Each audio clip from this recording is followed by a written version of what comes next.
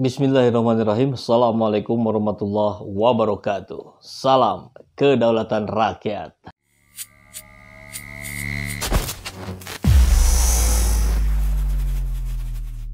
Sahabat semua, perkembangan Irjen Verdi Sambo tidak selesai dalam 1-2 posisi. Banyak sekali orang, banyak sekali posisi yang kemudian terkena dampaknya. Dan kabar terbaru kita dapatkan dari Babe News bahwa nanti akan disiapkan atau bahkan sekarang mungkin sudah bekerja para buzzer RP untuk membela Verdi Sambo atau minimal membuat citra yang lebih positif tentang orang ini. Kita simak kabarnya ya. Ini dari Hara Hirankara. IPW pernah mengingatkan bahwa nantinya akan ada serangan balik dari kubu Verdi Sambo. Salah satunya yaitu dengan adanya buzzer RP yang sengaja dikerahkan di media sosial untuk menggiring opini. Ini lekat sekali ingatan kita ya, bagaimana peran-peran buzzer RP selama ini yang terus mencoba memframing bahkan sesuatu yang kita anggap negatif dikemas sedemikian rupa menjadi positif. Dan banyak juga yang termakan oleh omongan-omongan para buzzer RP ini. Seperti yang kita semua tahu bahwa media sosial sangat berbahaya jika dimanfaatkan oleh orang jahat, termasuk proxy war maupun cyber. Perang opini inilah yang dapat membuat orang jahat terlihat baik dan orang baik terlihat jahat. Apalagi dengan kondisi masyarakat Indonesia yang gampang tersulut emosinya, pasti lambat laun akan banyak netter yang tergiring opininya untuk membela Verdi Sambo. Saya kira kalimat ini yang perlu kita cermati bersama. Situasi psikologis negeri ini unik. Bagaimana rakyat berkali-kali dibohongi oleh para penguasa. Tapi berkali-kali pula rakyat memilih orang-orang tersebut di pemilu, di pilkada, di pilpres. Ini persoalan yang harus betul-betul kita pecahkan sampai ke akar-akar. Kita harus menjadi bagian yang terdepan dalam mengingatkan rakyat. Jangan sampai terjebak masuk pada lubang yang sama.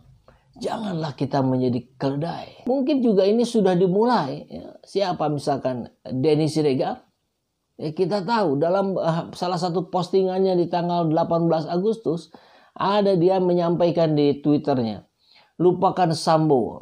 Kurang lebih begitu ya kalimatnya. Mari kita sambut siapa? Niko. Niko itu salah satu pemeran di film apalah sayap-sayap apa gitu yang gak laku itu loh. Tapi terus di framing menjadi dianggap sebagai sebuah film yang mencoba mencitrakan polisi secara positif.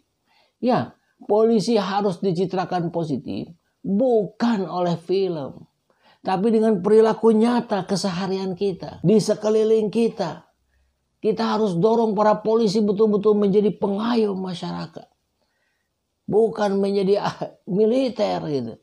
Karena militer kan sudah ada TNI. Ini kan kita lihat polisi ini banyak yang lebih militer dari TNI. Gaya-gayanya. Tentu sekali lagi kita sebutkan tidak semua polisi begitu. Banyak polisi yang berintegritas.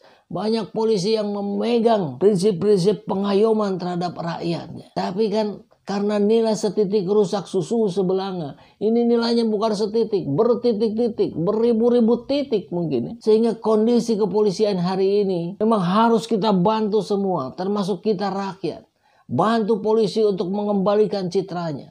Bagaimana cara membantunya? Dengan diingatkan terus, untuk terus menjadi pengayom masyarakat. Dan begitu ya. Ini kan persoalan buzzer ini sudah kita simak dari awal. Bagaimana para buzzer dalam 1, 2, 3 pekan pertama tidak ada yang akan bicara tentang Verdi Sambo. Ini kan jadi tanda tanya yang sangat besar.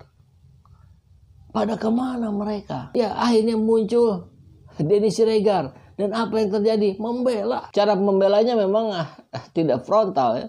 Tapi dia mulai kemudian menyangsikan. Ngapain katanya dihubung-hubungkan dengan KM50. Memang jelas kok. Cara-caranya mirip kok. Skenarionya mirip kok. Nah, jangan sampai kita dibodohi oleh seorang Denny Siregar. Dan sebenarnya kita mungkin harusnya tidak perlu khawatir dengan para buzzer. Kalau pemerintah tidak mendiamkan, ini kan dibiarin. Narasi-narasi dari penguasa hari ini, narasi-narasi yang membuat bingung rakyatnya. Katanya kita harus patuh konstitusi.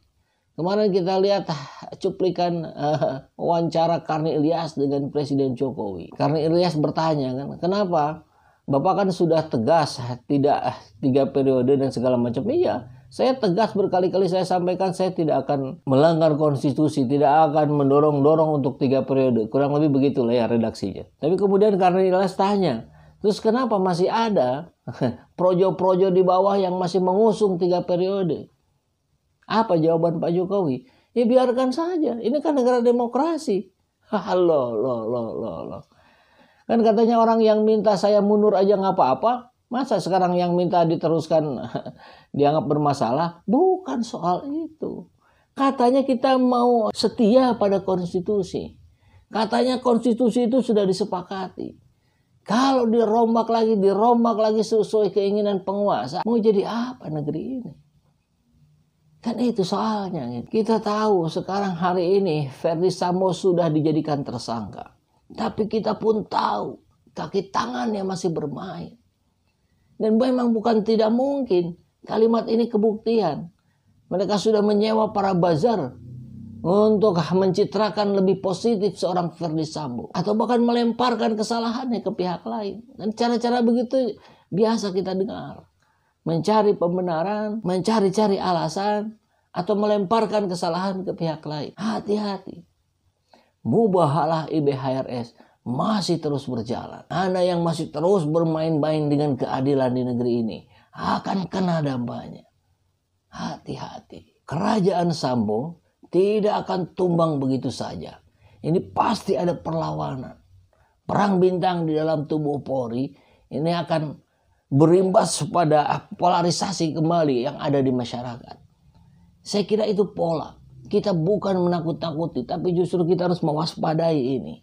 Jangan sampai lagi kita terbelah dalam menyikapi Verdi Sambo. Justru kita harus kawal terus sampai kasus KM50 diusut kembali. Nah kita lihat kemarin, di gedung DPR saja, itu orang-orang hebat, macam Mahfud MD, Benny Mamoto, apalagi ketua LPSK dan sebagainya, tidak bisa menjelaskan secara gamblang apa yang sesungguhnya menjadi pekerjaan besar negeri ini. Mereka hanya bermain-main di wilayah yang normatif. Kalau wilayah normatif, jangankan orang pintar, anak SMP saja bisa kok. Hari ini rakyat makin kesulitan untuk percaya pada siapa. Ketika Benny Kaharman kemarin dengan tegas menyatakan polisi sudah membohongi publik. Itu kan artinya membohongi rakyat. Lantas rakyat harus percaya pada siapa? Saya kira Pak Jokowi harus angkat bicara soal ini.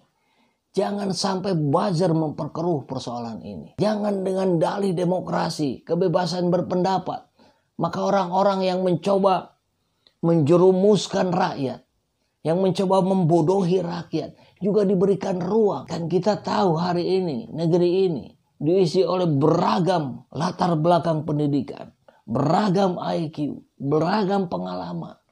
Ini kan harus disikapi dengan bijaksana oleh pemerintah. Tidak bisa pakai hantam kromo begitu saja. Denny Siregar saja yang jelas-jelas dari orang Batak tidak menunjukkan empatinya terhadap Brigadir Joshua. Di saat yang sama, para keluarga-keluarga Batak bersatu padu, mengumpulkan uang, mendorong tegaknya keadilan di negeri ini. Ini malah mencoba-coba berbuat sebaliknya. Dia mengajak rakyat untuk melupakan Sambo. Nggak bisa. Jadi sahabat semua, mari kita terus pantau kasus ini ya. Kita terus pantau sampai pengusutan kembali KM50.